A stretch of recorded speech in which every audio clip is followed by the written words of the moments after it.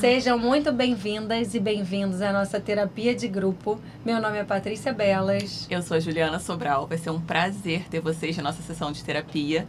E hoje a gente está com as nossas convidadas maravilhosas, Gabriela Diuana e Renata Montenegro.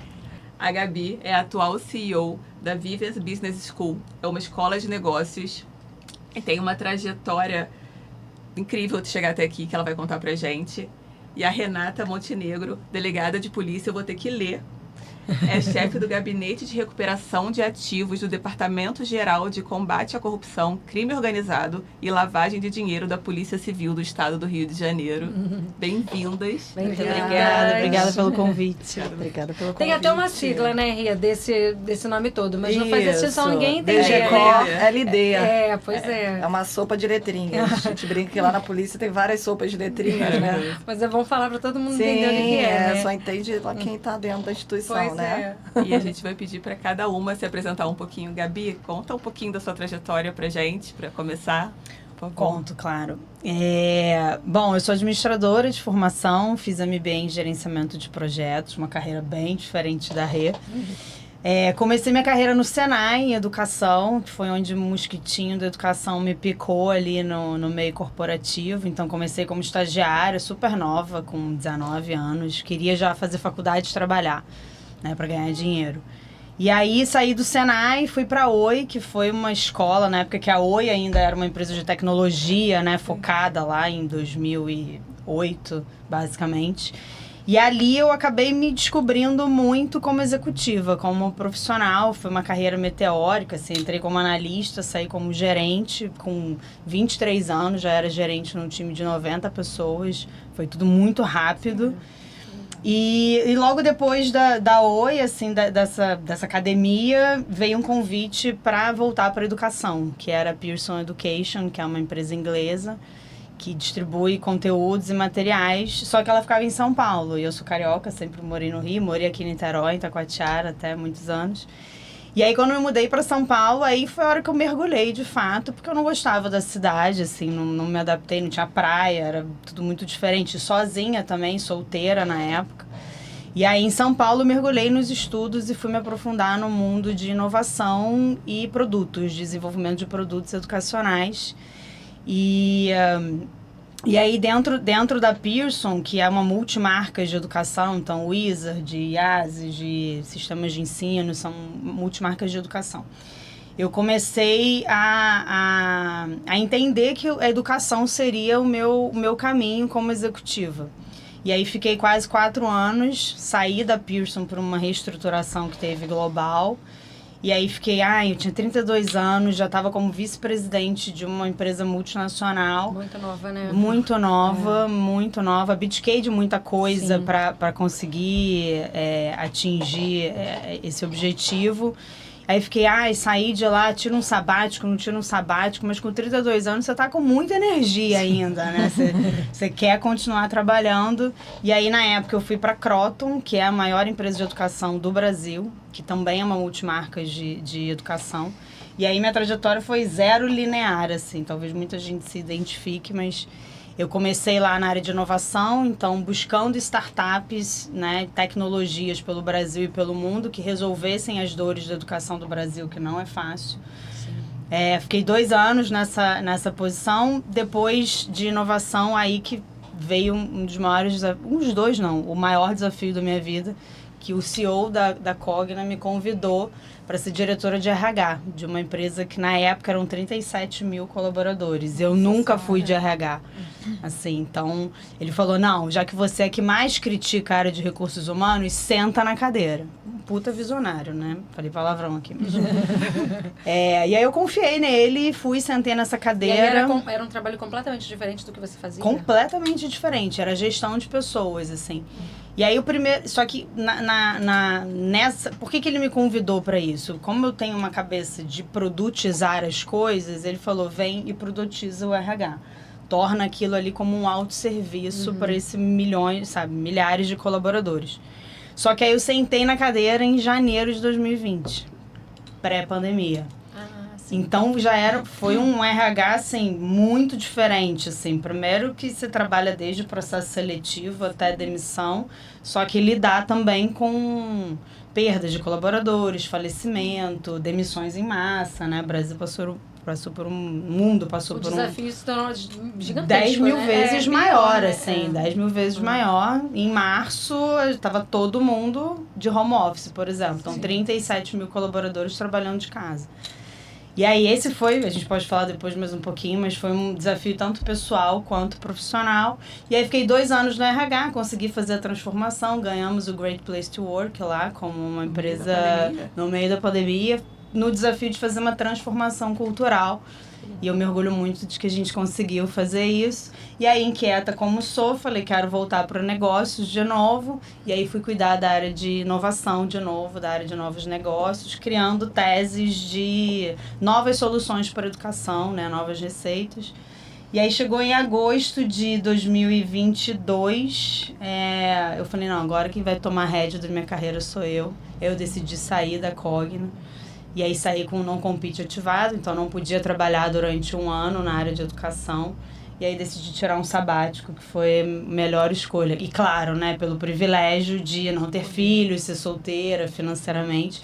Fiquei 1 ano aí, 6 meses viajando o mundo. E foi maravilhoso, foi maravilhoso. Eu acompanhei as fotos. Foi que uma sonho. Experiência incrível. Eu brinco que eu trabalho hoje em dia para tirar um próximo sabático na vida. Quando vai ser? Quando vai ser, não sabemos. E aí, depois desse 1 ano, quando terminou o Não Compete, eu podia trabalhar. E aí veio o convite da Vivens, que era uma página em branco, assim, não existia. Era uma ideia dos 2 fundadores. Tinha alguém te caçando, esperando o dia que você poderia voltar. Né? Exato, foi. E aí foi uma carreira muito diferente, porque você sai de um corporativo ali para empreender, né? Começar do zero, como vocês estão fazendo nesse podcast. Começar algo do zero. Até hoje a gente tem lá nossos quase 300 alunos, né? E conseguir transformar isso. E a Vivens, ela tem um propósito de economia verde. Então, a gente trabalhar essa sustentabilidade, não como algo que você passa a matéria e não lê, mas algo que a gente vai ter que se preocupar hoje, assim. Não é só a inteligência artificial. A inteligência ambiental é algo que tem que fazer parte do nosso dia. Então, a gente tem essa missão. Então, é uma carreira zero linear, assim, bem diferente. Tentei resumir um monte de coisa. Legal. Muito, Nossa, muito. Eu Estou super orgulhosa disso. Não foi fácil chegar até aqui, mas... Sim. Aquele mosquitinho lá do começo, nossa senhora, hein? Ele viveu, ó. E vive até hoje. Vive até hoje. Obrigada. Quando a gente ouve, assim, né... Parece até, né, ela contando assim, parece que é fácil, né? Pois exatamente. Mas os desafios que aparecem no caminho são milhares, né? Total, ainda mais sendo mulher, né? Acho que sendo mulher também tem um outro peso. Né? Porque você conta tudo de uma vez só, fica... né? Mas ao longo cada obstáculo que a gente vai tendo e que a gente tem que se desafiar e às vezes pensa, né? E tem um processo de reinvenção contínua, né? Acho que todo mundo passa por isso. Então, e é muito do perfil. Se você quer se acomodar naquilo, tá tudo bem. Se você quer ser especialista de uma coisa e seguir a sua carreira. Sim. Mas se você também não quer e tem algo te incomodando, cara, coragem, vai e muda, né? E também você não pode viciar e ficar mudando. Até aceitar, porque eu vejo assim... às vezes a vida oferece oportunidades, né? Como com certeza por esse histórico aí todo, a vida te ofereceu e você encarar e aceitar esse desafio, né? Perfeito. Porque às vezes a gente... o medo bate, né? Nossa. Em qualquer um, o medo bate. Total. E aí... aquele famoso vai com medo, né? Exatamente. Eu falo que não tem sorte, né? Você não tem, assim, oportunidade com competência. A junção dos dois. Todo mundo fala assim, mas quando que eu vou ser promovido na minha coisa? Realmente, você precisa de sorte. Alguém tem que sair para sentar naquela cadeira, ou alguém tem que surgir um projeto. Mas você também tem que ter competência para ser a pessoa para estar ali dentro. Bom, aí teria um monte de coisa para falar, porque exatamente o medo, eu tive depressão durante esse processo também por decisões muito difíceis, né? E a gente tem que estar com o emocional e nem sempre a gente, executiva, parece que está sempre forte, mas não é. Não é aquela assim. menina que teve coragem. Hoje já é uma muito mulher. nova. No começo era uma menina. Totalmente. Maravilhoso. Parabéns. Obrigada. E você, Rê, conta um pouquinho pra gente da sua a trajetória. história da Gabi aqui bom, então, eu sou formada em Direito, né? Eu sou da área jurídica. Desde a faculdade já tinha decidido que eu ia estudar para concurso, eu não queria advogar. E em 2008 eu fui aprovada no concurso para delegado de polícia. Civil aqui do Rio de Janeiro. Foi um concurso muito difícil, eu vim estudando bastante e até um ponto aqui que eu falei com a Patrícia, ela falou, Renata, se você não se importar de falar pra gente, conta um pouquinho sobre como foi estudar com com filha ainda muito bebê, né? Porque era bebê. Quando eu comecei a estudar, eu me formei e em 2004 eu tive a minha filha. Eu estava estudando para concurso. Então, na época, até as pessoas falavam para mim, Renata, você é maluca, você com essa barriga, porque eu estava estudando com barriga ainda. Você é maluca, como é que você consegue estudar? E eu ficava na biblioteca, estudando com barriga. Até antes de parir, Júlia, eu fiz prova, eu fiz uma das provas de concurso que eu fiz, foi um dia, minha filha nasceu em novembro, 16 de novembro, e em 15 de novembro eu estava fazendo prova. Nossa! Juro. Foi uma história até engraçada. Essa parte eu nem sabia. Uma história muito engraçada. Por quê? Porque eu peticionei para a comissão do concurso, comunicando que eu poderia parir a qualquer momento. Resumo, né? Que eu precisava de condições especiais para fazer a prova. E aí eles me colocaram numa mesa de professor, prova foi na UERJ. Eles botaram a condição especial, assim, entre aspas, era uma mesa de professor com uma cadeira. Porque os outros candidatos faziam numa carteirinha. Você não cabia. Não, eu não cabia, eu não podia. E a gente podia, na época, eu não sei nem como é que tá agora, porque já pôde, não pode mais, enfim. Levar os códigos. E aí eu não conseguia ficar baixando para pegar o código. Então tinha que ficar tudo organizado em cima da minha mesa. Pô, que legal que eles fizeram isso. Pois é. E aí eu sentei, eu fiquei lá sentada fazendo a prova. Tinha um médico comunicado, ele ficou mó burburinho no concurso. Tem uma candidata que tá grávida, até deixaram um médico exclusivo pra mim. Porque todo concurso, eu nem sabia, tem que ter uma equipe médica. Imaginei. Não, mas aí até isso falaram, né? Deixaram o médico. Foi muito engraçado. Chamei meu obstetra pra estar aqui. Não, e as pessoas, exatamente. Meu obstetra tava comunicado. E aí, até os fiscais do concurso, meu Deus, mas você veio fazer prova. Eu falei, gente, preste atenção, eu tô estudando muito, né? Eu vim fazer essa prova, de qualquer jeito. A não ser que eu começasse a entrar em trabalho de parto. Conversei com ela hoje. Pois é. E aí, no dia seguinte, eu tive minha filha. E assim, foi muita luta, porque eu fui aprovada para a segunda fase desse concurso, que era um concurso muito difícil.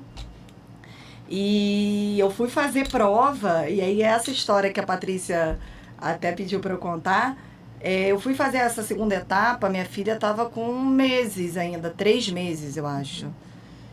4 meses. E eu estava amamentando ela, e era uma prova muito importante para mim, para minha família, né? Para minha filha, inclusive, né? Porque eu estava me dedicando aos estudos, eu não trabalhava ainda, precisava sustentar, né? Me sustentar também, e sustentar minha filha. E aí eu ia fazer a prova e eu tinha que tirar leite. No meio da prova, né? Antes de começar a prova, porque o peito enchia de leite. Sim. E dói, né? Quem já amamentou... E até perigoso, né? Exatamente, de empedrar, né? Não sei como é que fala pode isso. Inflamar, isso, exatamente. Então eu tinha que tirar o leite antes de fazer a prova. E aí, no meio da prova, às vezes, se enchesse muito também, eu precisava tirar o leite, enfim. Mas, assim, tudo valeu a pena, tá? Tudo valeu a pena. Assim, ficou uma história para contar e para dizer que, assim, a gente tem uma força mesmo, que se a gente quer mesmo, a gente consegue, né? Sim. E que o caminho não é fácil, muitas vezes, né? Para mim, não foi, nesse aspecto, né? mas eu não desisti porque eu tinha um objetivo maior. Não, e né? eu fico imaginando assim, como quando eu tive o Dudu e depois amamentando, eu fico imaginando, tá fazendo uma prova. Não, gente, é loucura. Você não dormindo, você cansada. Então, assim, é muita força. É muita resiliência ali pra fazer. E muito objetivo também, né? Você traçar aquele objetivo e não olhar mais pra nada, né? Fazer exatamente. Depois, é lógico que a gente, como mulher, assim, até como mãe, não sei se eu tô fugindo um pouco daqui da... Não tá uma coisa assim, um histórico da minha carreira, né? Agora virou virou uma terapia mesmo de grupo aqui, né? Mas assim, eu como mãe até me questionava, falava, meu Deus do céu, será que eu tô fazendo certo, né? Sim. Porque, mal ou bem, eu tinha que abdicar de um tempo ali que eu poderia tá ali com a minha filha, né? Ali 100%, né? Que é o natural, né? Sim. Quando você tem filho, né, você tem que deveria estar 100% ali pro seu filho. Ainda mais nesse primeiro começo, exatamente. Aí você é totalmente pra ele, exatamente. Então, assim, foi uma coisa até que me afetou emocionalmente, né, imagino. Eu me questionar isso, mas assim, não tinha um outro caminho. Nem só por mim, não, profissionalmente, mas assim, pela minha família, né? Então, assim, eu me desculpei já. Mas eu acho que você foi um exemplo para ela. Exatamente, de força, enorme. De determinação. E ela participou, né, do processo, né? Hoje você contar isso para ela saber que ela participou. Não, e ela me deu força, tá? Na verdade, a minha força ali toda vinha dela. Imagino. Né? Eu acho que talvez se não fosse por ela, assim, eu não teria tido essa força toda, né? Por ela. Sim. Né? Ih, gente, tô até emocionada. Aí falar de filho não tem como, né? Gente, muito orgulho dessa história. Gente, fiquei emocionada real. E ela só tem 20 anos, tem 20 anos. Mas eu acho que eu nunca falei, assim, sobre isso, assim, mais... E olha, você já me contou isso. Você nem me contou essa história toda. Você só tinha me contado essa parte do tirar o leite durante... Isso me impactou tanto. Só esse pequeno pedaço. Imagina agora que tu estou tudo, assim. Que lindo, que lindo. E aí eu continuei, aí eu fui aprovada em 2008 no concurso para delegado de polícia, aqui do Rio de Janeiro. E comecei como a maioria começa, em plantão. Dei plantão muitos anos. Começou na Lapa, né? Na Lapa, na 5ª DP, na Lapa. Era um sonho ser delegada? Então, não. E passou.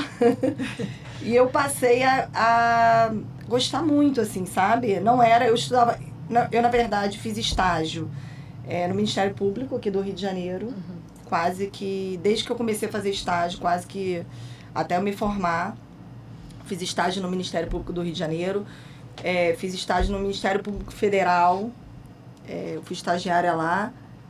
Fiz na Defensoria também. E na polícia não tem estagiário, né? Então não poderia ter feito. Mas quando você fazia concurso, você fazia para várias carreiras? Eu fazia... Não, é uma história engraçada também, essa do meu concurso para delegado. Por quê? Você está perguntando se era um sonho? Não era. Eu estudava mais direcionada para o Ministério Público. Foi onde eu fui estagiária a minha vida toda. E aí uma amiga minha, a Cristiane, que fazia faculdade comigo e estudava também, estava estudando na época para ser delegado de polícia. E ela que me inscreveu. E ela não passou. E você passou? E eu passei. E ela fala, graças a Deus, gente, não tem nada a ver... Realmente, não tem nada a ver com ela. Hoje em dia, ela mora em Brasília. Ela fez concurso para a Anatel, tá feliz da vida. Tem um carro de gestora também lá. Enfim, e eu tô super feliz na minha carreira também. A minha carreira foi se desenhando de uma forma também muito atípica, digamos assim, né? Apesar de eu ter ficado no plantão muito tempo, eu fiquei no plantão muito tempo, e por N motivos, né? E até pessoais também, porque no plantão você tem 3 dias de folga, e minha filha estava pequena também, sim. Então eu podia, apesar de ser ruim, 24, eu ficar 24... Né? Eu tinha 3.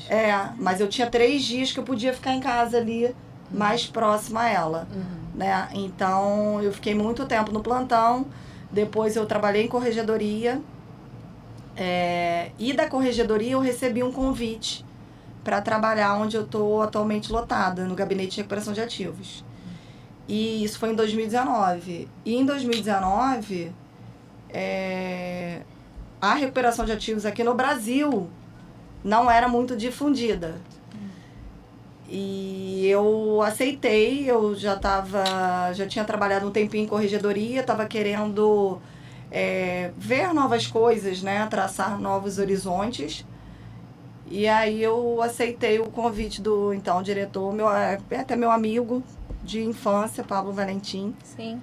Ele se tornou diretor do departamento e ele me fez esse convite, que na verdade foi um desafio, né? Trabalhar numa unidade em que esse tema ainda não era, aqui no Brasil, não era muito difundido, especialmente na área criminal, porque só para quem está ouvindo a gente, assim, né, que não é da área jurídica, até quem é da área jurídica às vezes não conhece o tema, mas às vezes a gente ouve falar em recuperação de ativos em execução fiscal, em civil, na área civil, para você pagar a um credor, né? Uhum.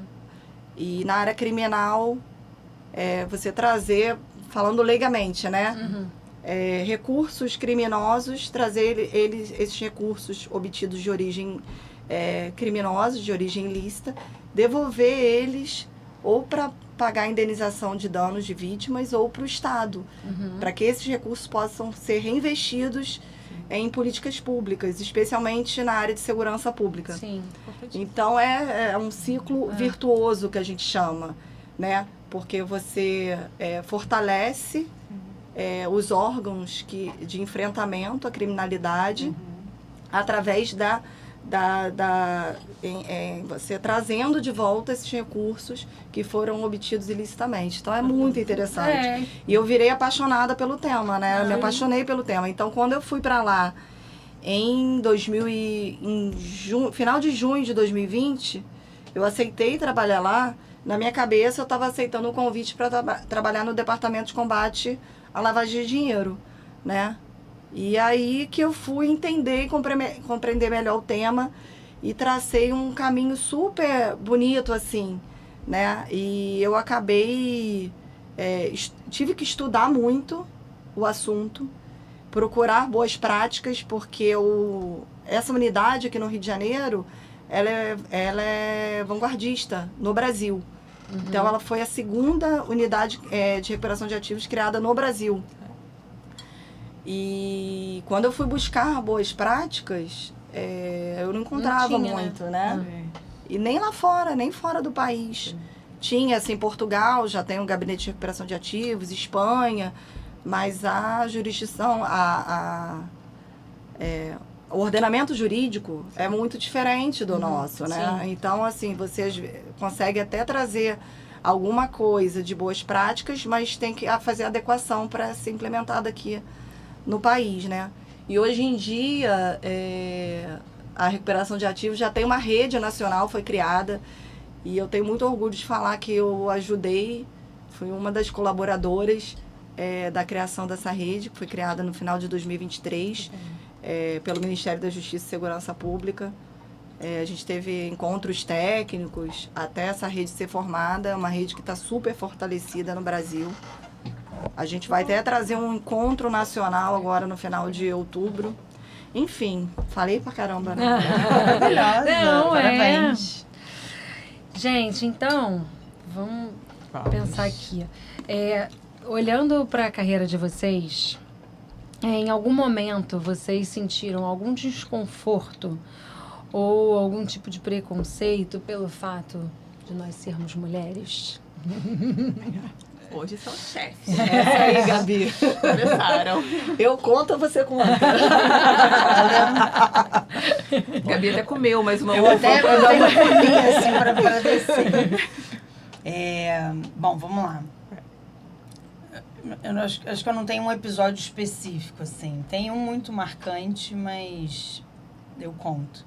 Eu acho que só o fato da gente ser mulher e ter que entrar num ambiente que, pelo menos do corporativo, acredito que o da Rê também. Com certeza. É predominantemente masculino, pelo menos há 10, 15 anos atrás era, e assim, graças a Deus a gente está ocupando melhores espaços agora. A gente tem muito desafio de conseguir se impor, de conseguir falar, de conseguir ser ouvida. E aí eu lembro que teve em uma dessas empresas que eu trabalhei, chegou uma hora que eu falei, caraca, vou ter que bater na mesa e xingar também, porque ninguém tá me ouvindo. Como assim? Caramba! E aí eu comecei a bater na mesa, ficar meio masculina, sabe? Você já As roupas foram... botar umas roupas mais fechadas. Né? Eu fui tentando me igualar a eles. E aí foi passando um tempo, inclusive no curso de oratória que eu fiz, isso me ajudou muito. Eu falei, não, cara, eu vou botar o batom na mesa, assim, não vou fazer nada diferente disso e me escutem dessa forma. Porque eu fui procurar o curso de oratória achando que eu não estava sendo ouvida. Sim. Eu falei, cara, eu tô com um problema de comunicação. Será que meu tom não tá bom, né? Éramos 11 vice-presidentes e só 2 mulheres. E eu ficava na reunião, assim, eu falava uma ideia, alguma coisa, todo mundo balançava a cabeça. Dava 5 minutos, um homem vinha e dava a mesma ideia que eu dei, todo mundo, parabéns, porra. Eu falei assim, gente, mas eu acabei de falar isso. Será que eu lógico? Eu acabei de falar. Eu falei, vou procurar ajuda. Fui procurar uma profissional de oratória. Eu tô me comunicando. Eu falei, cara, eu tô com algum problema de comunicação. E aí, com o passar do tempo, você vai ver que eles são culturalmente impactados para que a mulher não seja ouvida na primeira voz, assim, como pessoa. E aí, a gente tem que se esforçar muito para que você crie respeito e você crie condição de que você é uma profissional de igual para igual. Então, acho que esse foi um primeiro. Mas já passei de saber salários, eu ganhava 25% a menos do que os outros homens. Isso e é real, aí, né? real. Isso e é aí, real. já é muito ruim loucura. você ter que pedir aumento, né? Eu acho que essa é a pior coisa que o ser humano pode fazer, ter que você pedir para ser valorizado de alguma coisa. É uma humilhação aquele momento, né? E aí eu fui pedir aumento para esse meu chefe, falando, poxa, olha minhas entregas, olha o meu resultado, já sabendo que eu ganhava menos que os 25% dos outros homens. E eu escutei desse cara, que... E ele vai saber, se ele assistir. Manda o telefone dele, eu mando pra ele o link. nem tem mais telefone dele. Ele virou e falou assim, pra que, Gabriela? Você, com 31 anos, solteira, sem filhos... Pra que você quer aumento? Só faltou falar mulher, né? Só faltou falar... Nem precisou, Nem né? precisou, Assim, né? Ficou diretamente ligado. Cara, eu saí dali, eu liguei pro meu pai... Você fica até sem resposta. Eu acho que fiquei exatamente isso, Paty. Eu fiquei congelada. Eu fiquei congelada. Você não espera uma resposta dessa? Não esperava, nunca. Eu saí, liguei pro meu pai, assim, eu falei, eu tô humilhada. Eu tô... me sentindo Você, tá cheio. do tipo, preciso procurar emprego em outro lugar, porque esse lugar não me cabe. Eu não sei como... Nossa, eu fui assim, no fundo do poço. Não, imagino, porque... E ele aí poderia também ter falado qualquer desculpa. Ele ainda foi falar isso, né? Não, mês que vem a gente conversa, me apresenta alguma coisa, tá em andamento, Gabriela, tá em andamento. É. Vamos ver o momento que isso vai acontecer. Então, eu ia sair até feliz. Falar, pô, o cara tá prestando atenção. Pra que você Poderia quer aumento? ter xingambelado, né? Qualquer Agora Exatamente. usou coisas da vida pessoal para tratar Totalmente. de um assunto profissional. Exatamente. Que loucura. Pelo preconceito, né? É puramente preconceito, Mas é puramente machismo isso, de você olhar a mulher ali, e ele tinha as convicções dele, de que mulher não deveria trabalhar ou alguma outra coisa assim, mas, enfim. Eu acho assim, que eu vejo que esse atravessamento do olhar do homem, só escutar muitos homens e tal, é uma coisa muito cultural e foge o controle deles também, sabe? É uma coisa assim que eles têm que ter esse olhar, trabalhar esse olhar, como a gente muitas vezes também. Eu tenho um amigo que ele nem um pouco preconceituoso, nada. E eu comentei com ele assim, eu falei, olha, vou te dar um exemplo, que ele falou que ele não tinha esse olhar. Eu falei, tudo bem, mas você não tem, eu não tô falando que você tenha, mas é normal. Se a gente estivesse aqui numa empresa e tivesse um cara de terno e 3 mulheres e 4 mulheres ao volta dele, todos conversando muito arrumadas, você ia achar que ele era o chefe delas, não ia? Aí ele virou e falou assim, então, é isso. Até a gente. Até a gente. E a gente mulher. também, exatamente. Totalmente. É uma coisa que foge ao nosso controle, sabe? Totalmente. E aí eu acho que uma coisa que me ajudou muito, eu tive líderes mulheres muito fodas, assim. Muito fodas. Que devem ter passado pela mesma coisa que a gente passou. E elas, que vão ouvir, elas vão saber quem são, elas me deram tanto empoderamento, sabe? Assim, me deram tanto um lugar de você se colocar, que eu refleti isso para todos os meus times, assim. Já tive mais de 300 pessoas trabalhando diretamente e eu recebo até hoje as mulheres, assim, como... A gente precisa de mais mulheres referências, assim, porque a gente tem que inspirar essas outras mulheres a serem. E a gente facilitar um pouco do caminho do que a gente passou lá atrás. Isso é muito então, importante. acho que a gente tem uma missão aí também. E tem uma coisa que a gente vai entrar nisso. O elogio para a mulher, até hoje, acho que o único elogio válido é a aparência, né? Eu trabalhei em construção civil, então é meio óbvio o único elogio que eu recebi. E eu lembro de um chefe, esse cara me marcou, porque ele levava meu trabalho para outra empresa, ele saía, eu não saía, eu ficava na minha sala, e ele levava o que eu fazia, e eu lembro que ele voltava e me chamava na sala dele, o que você fez toda a diferença para mim. Ele elogiava o meu trabalho, esse cara nunca me chamou de bonita nada. Olha, eu falei, gente... Eu acho que ele deve ter falecido, ele era um senhor, eu era muito novinha. Mas não só mulheres como referência, né? Quando o homem faz essa referência, ele marca concordo também. 100%. Foi a única pessoa que fez eu sentir orgulho de mim ali. Os outros eu ficava, obrigada, me maquiei. Eu já tive até essa conversa com a Rê, né? Essa questão do estético, como a gente também, né? A gente também já fala muito porque, sobre na polícia, verdade, né? assim, até essa parte aí, pegando o gancho... Porque você é muito avaliada também, e nós, assim, como mulheres, né? Então, se você é uma mulher bonita, você não pode ser também inteligente, né? E aí, o primeiro julgamento é sobre a sua aparência, de fato. Né? E aí a gente conseguiu. Exatamente, conseguiu, ainda tem isso, né? Tá nesse lugar. Alguma nesse lugar que fez alguma coisa. Ainda tem isso. Mas assim, e aí a gente mesmo fica insegura. Eu comentei com Patrícia também, já em conversa anterior, quando eu comecei a palestrar em cursos de combate a organizações criminosas, enfim, para falar sobre recuperação de ativos, eu falei, meu Deus do céu, mas como é que vai ser isso? Eu não estou acostumada a palestrar, não sou professora, e recebi esse convite também. E aí, quando eu falei aqui, né, que a gente passa, né, a vida nos dá oportunidades, e a gente tem que ter coragem para aceitar esses desafios. Para mim era um desafio à época, né? E eu nunca fui, assim, nem de falar em público, nada, nunca dei aula, enfim. Não aprende isso, jovem. Exatamente. E tem gente que tem esse dom, assim, você vê, né? Sim, tem não pessoas que têm mais facilidade, se né? lapidar tanto, né? Mas não era o meu caso, tá? E aí eu falava, aí eu fui fazer uma aula. Eu não estava nesse grupo. Eu não nasci, quando o Papai do Céu me mandou, ela falou, não era esse grupo que eu estava inserida, enfim. E aí tinha toda essa insegurança, né? E eu falei, ai meu Deus do céu, será que eu sei falar? Será que eu sei palestrar? Será que eu nunca dei aula? Não sei o quê.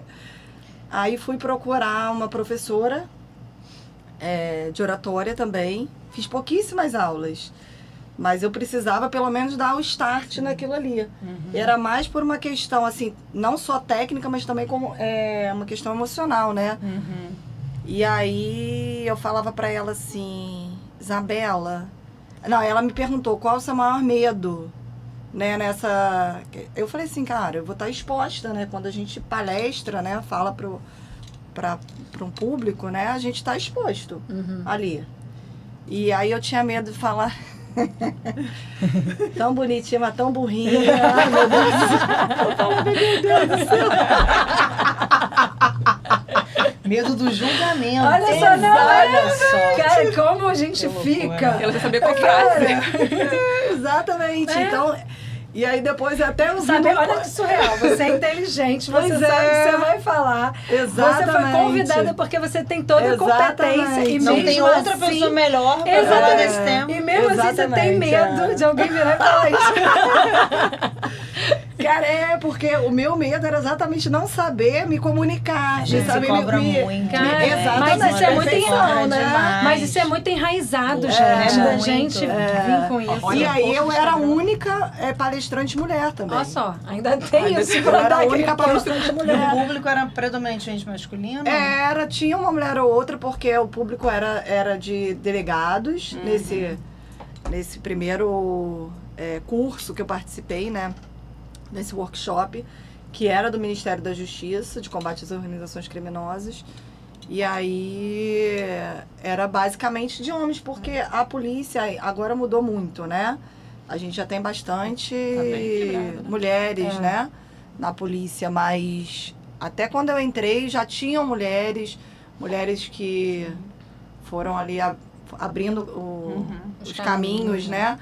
Mas ainda éramos poucas. Mas no caso do público, eu acho que é tão enraizado que eu acho que a gente, nós mulheres, se o público fosse mais feminino, tem mais julgamento do que se o público fosse mais masculino. Não? Também tem essa possibilidade. Eu nem pensei sobre isso, mas eu pensava assim nesse julgamento aí. E eu, sendo a única mulher ali a palestrar nesse workshop, né? Sim. Mas... Tem um dado que quando eu trabalhei no RH, não sei se vocês sabem, mas quando você divulga uma vaga, 90% dos homens se candidatam mesmo que eles não atendam a expectativa da vaga de emprego. Os requisitos ali, As mulheres, 23%. Nossa. Elas só se candidatam quando elas sabem exatamente o que ela é a pessoa que ela dá muito conta. emblemático. É uma loucura, é uma loucura. E aí depois várias amigas minhas, não, mas eu não sei fazer. Eu falei, se candidata, na hora da entrevista você se joga. Exatamente. Enrola, fala que vai aprender, você sai correndo, estuda. Sim.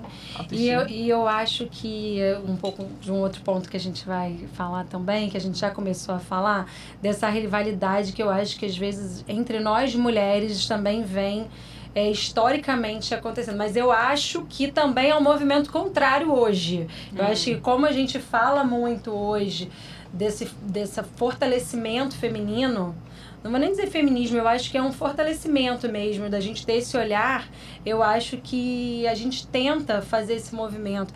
Eu, Patrícia, como amiga e admiradora de outros profissionais e tudo, sempre tento elogiar, valorizar, dizer, nossa, parabéns. Eu vejo, sei lá, vejo uma foto de uma pessoa no Instagram que eu nem conheço muito, aí ela bota uma foto que tá malhando. Eu vejo que as pessoas pensam, nossa, tá querendo aparecer. Não, eu falei, gente, que máximo, ela tá correndo atrás, ela tá se cuidando, parabéns, tá linda.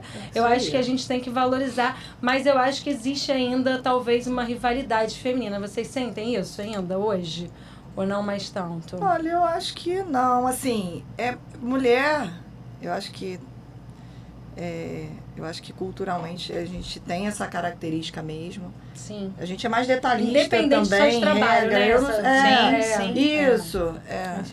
Não é muito meu caso, que eu não sou muito detalhista, não. Mas... Também não. Pois é, mas em regra. E aí, é uma coisa assim, até conversa uma vez com minha prima. Ela falou alguma coisa assim em relação a uma mulher. E eu falei, cara, a gente não pode fazer isso. A gente não pode ficar julgando as outras mulheres, assim. Eu acho que a gente... E aí depois ela falou, caraca, é mesmo. Você vê, saiu assim... sem querer, pensar, sabe? Né? Sem filtro, né? Porque a gente tem que dar força para outras mulheres. Sim. De fato, assim. Tanto na nossa carreira... E quanto pessoalmente mesmo, a gente parar de falar mal, né, de outras mulheres, porque os homens não fazem isso. Não fazem. Né? Não no nível que eu acho que as mulheres em regra fazem, né? Não, aquela mulher, não vou falar os adjetivos que não são utilizados, né? Não cabe.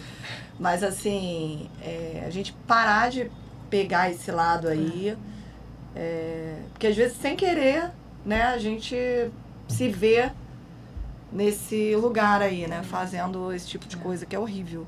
Então eu procuro, é um exercício mesmo, que eu acho que nós mulheres temos que fazer. Né? Eu, por exemplo, você estava falando desse da sua prima, que você falou.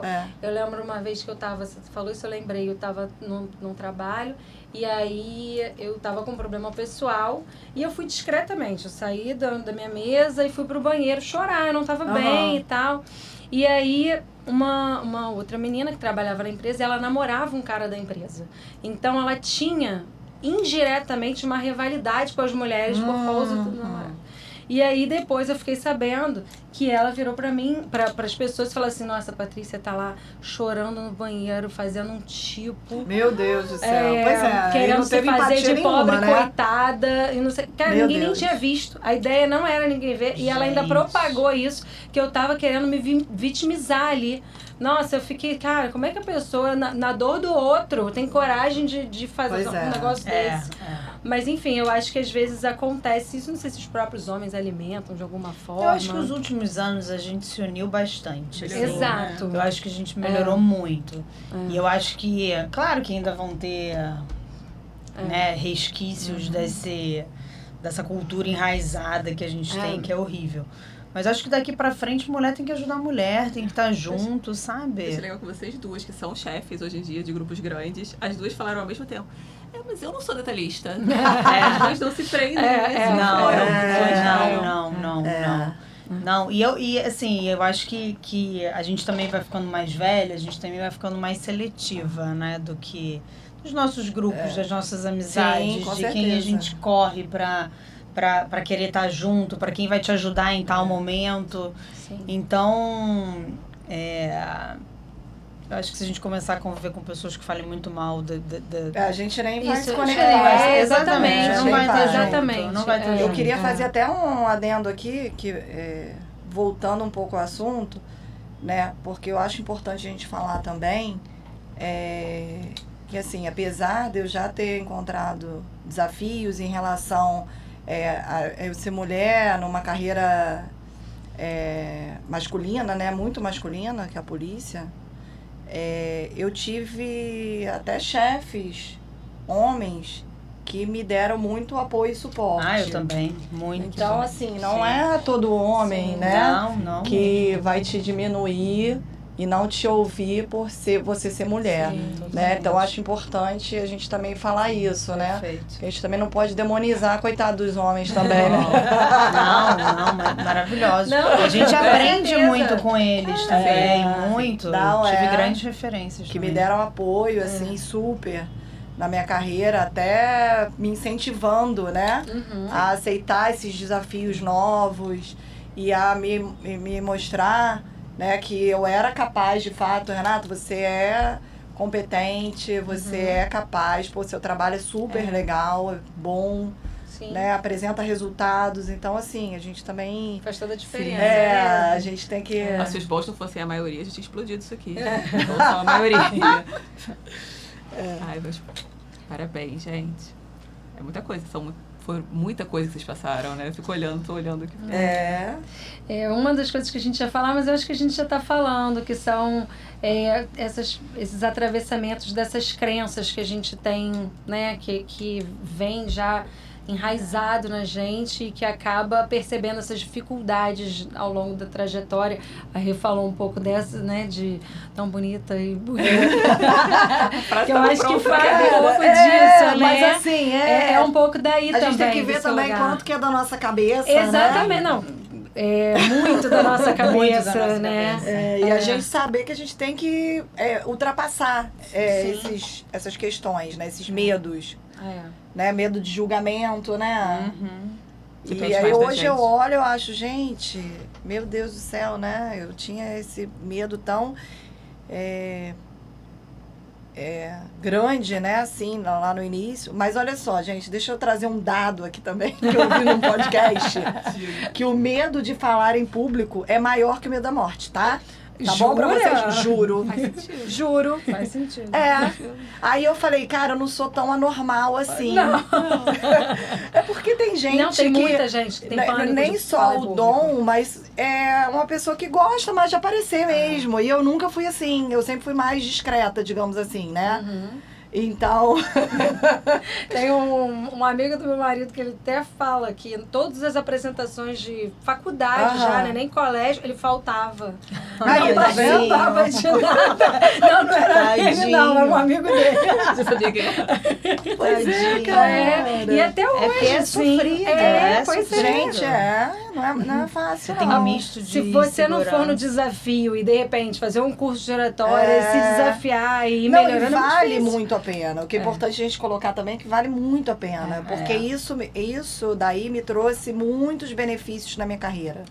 Né? Até eu tanto network, eu me conectar com outras pessoas que estavam também começando a trabalhar na mesma área que eu, né? Quanto até essa exposição me trouxe benefícios. Eu acho que se né? Pra desafiar. minha própria carreira, não, né? eu acho que Com se certeza. desafiar e fazer o negócio acontecer de verdade também te enriquece, né? Sim. Eu acho que você se sente ali naquela Exatamente. posição de, nossa, eu posso, por que não, né? Por que eu não Sim. fiz isso antes? Exatamente.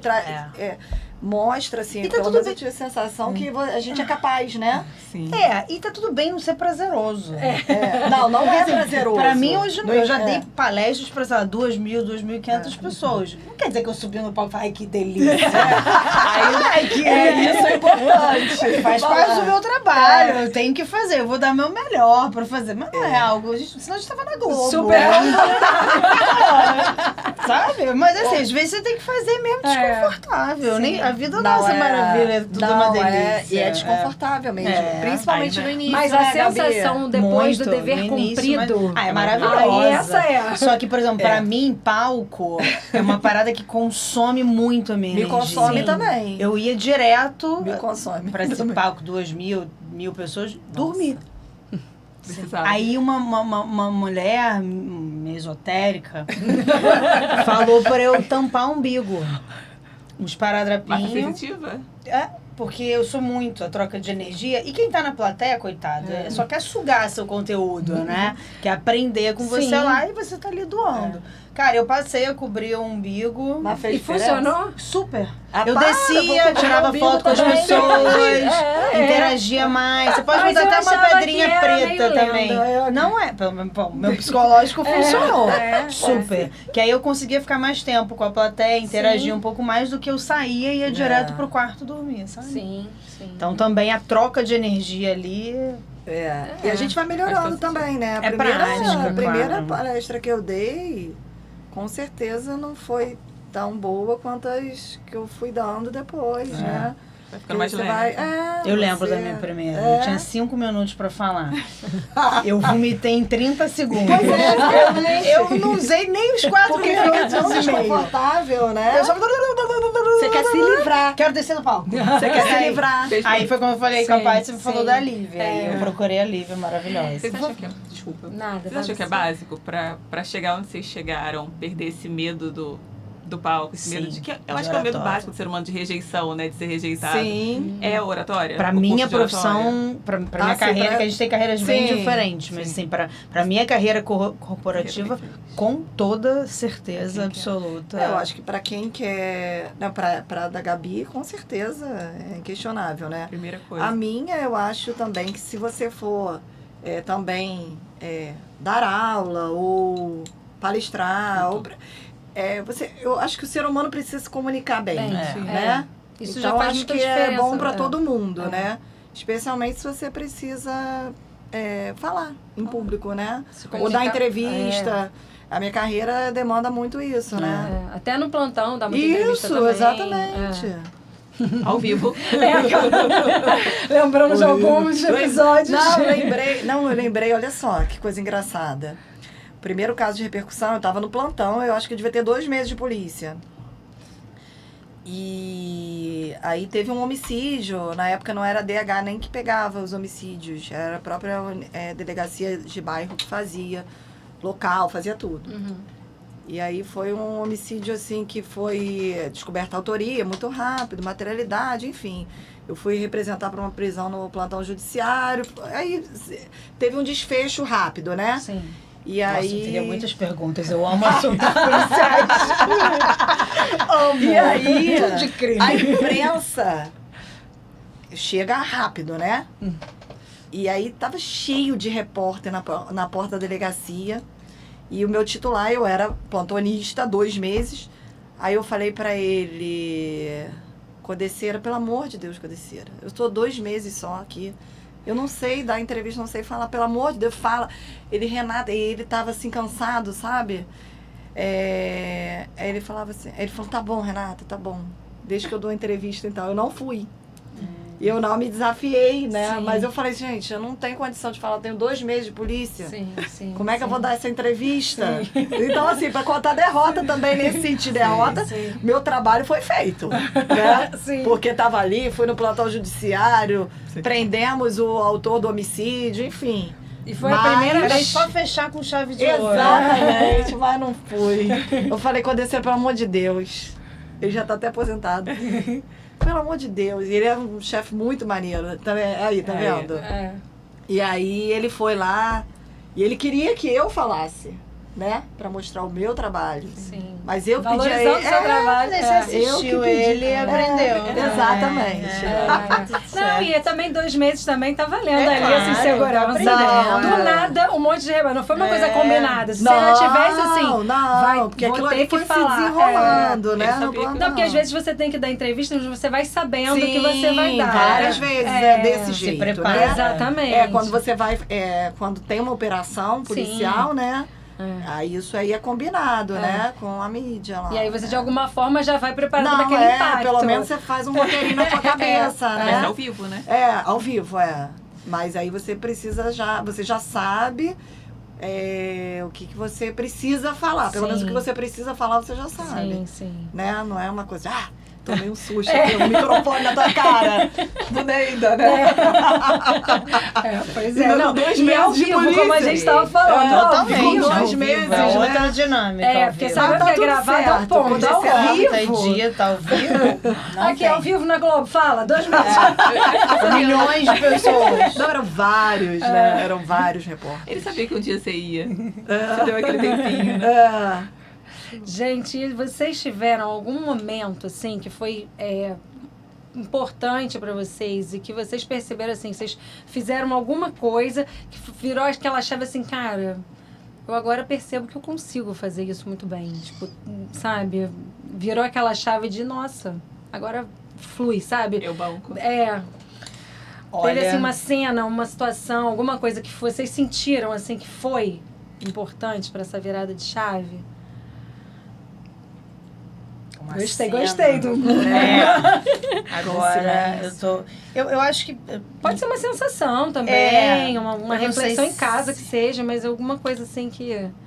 eu acho que tiveram alguns na vida, assim, né? Eu acho que, no meu caso, o primeiro... Até porque foi evoluindo, Foi né? evoluindo. O primeiro fato de ter morado em São Paulo durante 7 anos, pra mim, acho que foi algo que me deu... Caramba, eu sou capaz de, inclusive... sozinha, né? Fui sozinha, Sim. assim...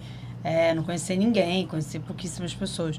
Então, São Paulo foi uma. Mas agora, recentemente, já tá empreendendo. Eu achei que eu nunca fosse capaz e teria a coragem de sair da segurança do meio corporativo para ir para um risco maior que eu já corri na minha vida, que é a carreira de empreender, de ser... Sim. Empreender é desafiador demais. Você achava que você muito. tinha perfil para isso? Zero. Pois é, isso que é importante Esse era o meu falar, que às vezes a discurso. gente acha É. que a gente não tem perfil para determinada coisa. Totalmente. É. E o mais engraçado é que quando eu voltei do meu sabático, eu... Muito gostoso. Ai, gente, que inveja, gente. Eu queria estar falando aqui. Eu queria estar falando aqui. A gente meu sabato. Não, Gente, vai juro, episódio. meu sonho. Meu sonho, Que sonho. Quando eu voltei dele, eu voltei Ainda terei, velhinha, mas terei. me auto-sabotando. Eu achei que eu não era capaz de fazer mais nada na minha vida. Eu entrei, assim, num buraco. Do Pós o ano? Na verdade, pós a viagem dos 6, 7 meses que eu voltei. Mas será que é porque você queria continuar na viagem? Eu acho que eu experimentei uma liberdade tão grande. A vida que eu é falei, essa. caramba, eu não consigo mais voltar para essa, entre aspas, Exato, é isso que eu tô prisão falando. do mercado corporativo. Aham. Então eu não me eu falei assim, ferrou, não vou trabalhar nunca mais na minha vida, não consigo mais fazer nada. E aí eu peguei uma coach, que tem muita gente com preconceito de coach, mas ela é maravilhosa, a Beta. Existem muito boas coaches. Que fez um resgate. Não vou contar tudo disso, porque essa história seria um podcast Outro só episódio, sobre né? isso. E ela fez eu me resgatar, e uma das atividades era que escolhesse 8 pessoas próximas a mim, ou que eu já tivesse tido contato, e escrevesse uma carta pra mim, botando como que via a Gabriela e o que via ela fazendo. Das 8 cartas, 6 ou 7 me viam como CEO de uma startup. E que foi exatamente o que aconteceu. Nossa, 4 meses depois. Eu tenho todas as cartas Ai, que hoje. legal. Então as pessoas me viam nessa cadeira e eu jamais me veria começar numa PPT e hoje tá faturando, ter canal, ter Instagram, enfim, tem uma empresa pronta, assim. Então, acho que hoje, depois que eu empreendi, eu consigo fazer qualquer coisa. Empreender é muito desafiador. Muito difícil, mas muito muito. desafiador. Altos e baixos, assim. Exatamente. Emocionais, Se reinventar. duvidosos. Tem dias que você tá vibrando, tem dias que você fala assim, ferrou, acabou, vamos Acabou fechar. tudo. É uma loucura. Agora você sabe. Eu acho que é isso que é esse mais difícil, eu acho, né? Porque a minha carreira é estável, né? Sou servidora pública. Sim. Né? Verdade. Então eu não passo por isso daí, né? Tô numa zona de conforto, digamos assim, né? Com outros desafios. Sim, claro, pessoais Sim. também. Claro. Né? E até assim, você pode ser um servidor público, cara crachá ali, entro tal hora e sai tal hora, ou você pode ser um servidor público que se dedica, Sim. que é comprometido, Que tá que sempre se quer desafiando, fazer se a sua reinventando. instituição crescer, que eu acho que é muito o meu caso ali, Sim. entendeu? Então, assim, é muito legal, muito legal. Sim. Bom, então não teve momento, né? A gente falou do momento, não teve vários momentos, mas teve algum específico? Talvez, assim, sei lá, depois de uma palestra, alguma coisa, você achou que foi uma virada de chave? Não, eu acho que também foram vários momentos. Eu acho que, assim, quando a gente coloca na cabeça, e mesmo, é bom ressaltar isso, né? Porque senão as pessoas vão achar, né? Não, é tranquilo, é fácil e tal. Que a gente coloca na cabeça que a gente pode, mesmo com medo, apesar do medo, eu acho que a gente consegue qualquer coisa na vida, e seja profissional, pessoal, né? Falo que depende da gente, né? Porque tem coisa que não depende da gente, né? Sim. Aprender E também, nas nossas mãos, mas o que depende da gente, Então, nosso alcance, né? eu acho que a gente consegue, né? Gente, e aí, como é que foi para vocês participar da nossa terapia de grupo, ter essa troca? Profissões tão diferentes, mas trajetórias diferentes, nada lineares, mas também muito enriquecedoras. O que vocês sentiram e podem passar pra gente aqui da nossa terapia de grupo?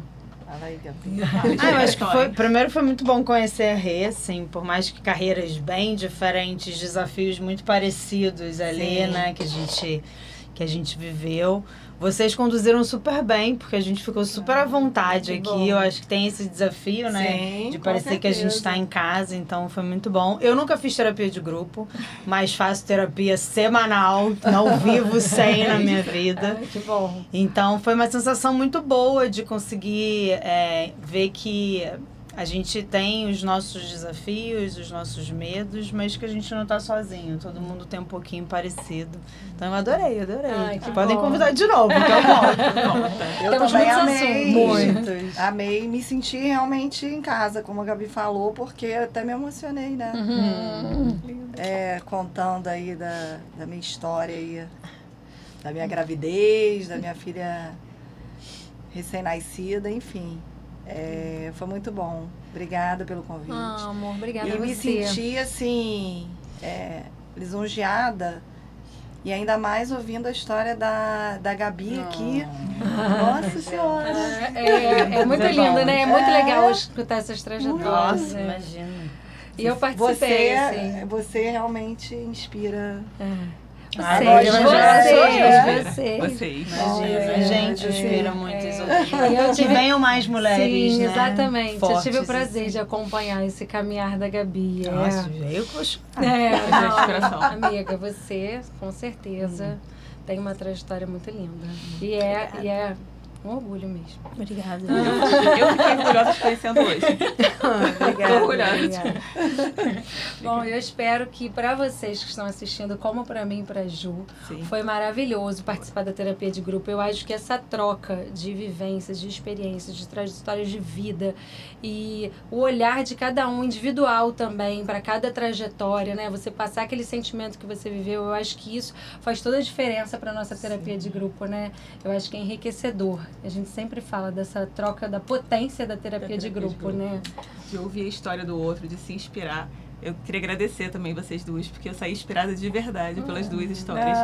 Foram escolhas muito especiais, de verdade. E acho que isso é essa potência de somos feitos de história, ouvir histórias assim. Tem um pedacinho ali que conecta com a gente e foi tão bonito. Alguns pedacinhos ainda estão pipocando aqui, eu vou levar, espero que vocês tenham levado também, espero que vocês tenham levado uma da outra, com certeza levaram. Com certeza. E que seja transformador, como foi pra mim. Obrigada. Obrigada.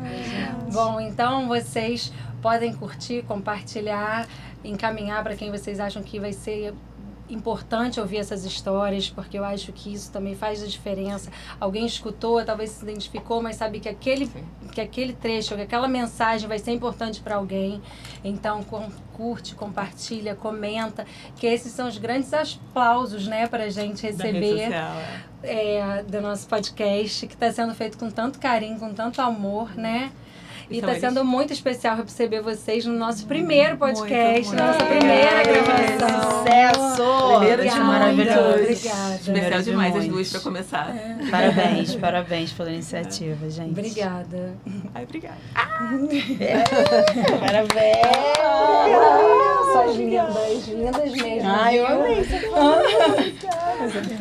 Beijo, tchau! Pode contar todos os crimes que você